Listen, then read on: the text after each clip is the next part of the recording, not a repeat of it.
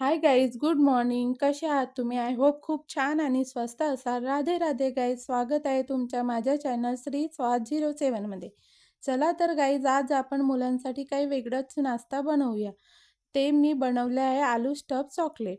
त्यासाठी मी टमाटर घेतलेले बारीक चिरलेले, कोथिंबीर घेतलेली आहे, स्वादानुसार नमक, लाल मिर्च पावडर, हळदी पावडर, बारीक चिरलेले कांदे आणि कांदे सुद्धा ऍड केलेले आहे गाईज, आणि मसाला सुद्धा ऍड केलेला आहे.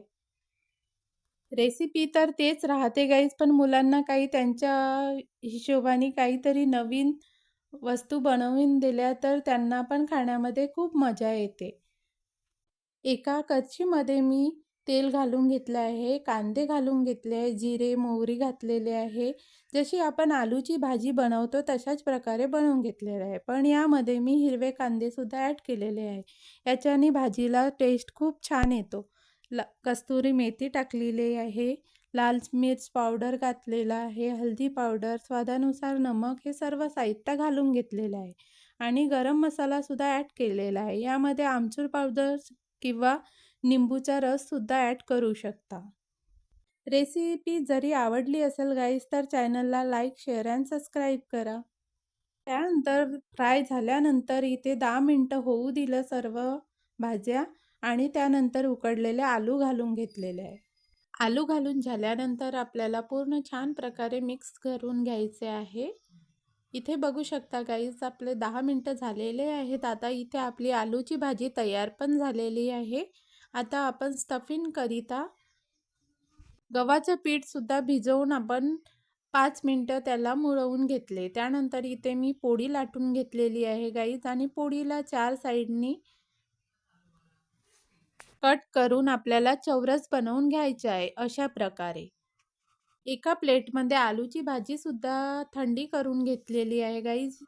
हे बघू शकता गाईज, एका पोळीचा आपण 4 चौकोन तयार करून घेतलेले आहे. आता मधामध्ये आपल्याला आलूची स्टफिंग ठेवायची आहे.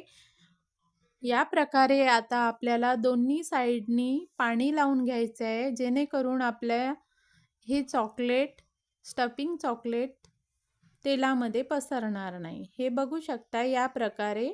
आणि इथे असं बोटाच्या सहाय्याने चॉकलेटचा आकार द्यायचा आहे. बघू शकता गाईज, किती छान प्रकारे तयार झालेला आहे. इथे पण बघू शकता दोन्ही साईडला पाणी लावून घेतलेलं आहे, आणि वरून सुद्धा पाणी लावलेलं आहे, आणि बोटाच्या सहाय्याने आपण त्याला चॉकलेटचा आकार दिलेला आहे. हे बघू शकता आपले पूर्ण स्टफिंग चॉकलेट तयार झालेले आहे. आता आपण एका साईडला तेल गरम करून घेतलेलं आहे, आणि तेल ती कडकच गरम करायचं आहे, जेणेकरून आपले स्टफिंग चॉकलेट कुरकुरे होतील. हे बघू शकता गाईज, किती छान प्रकारे झाले आहे, आणि माझ्या मुलांनी टिफिनमध्ये पण घेऊन गेलेले होते. तिच्या फ्रेंड्सला पण खूप आवडले. गाईज, व्हिडिओ आवडला असेल तर नक्की लाईक, शेअर अँड सबस्क्राईब करा. भेटूया पुढच्या ब्लॉगमध्ये एका नवीन रेसिपीसह. Bye bye guys.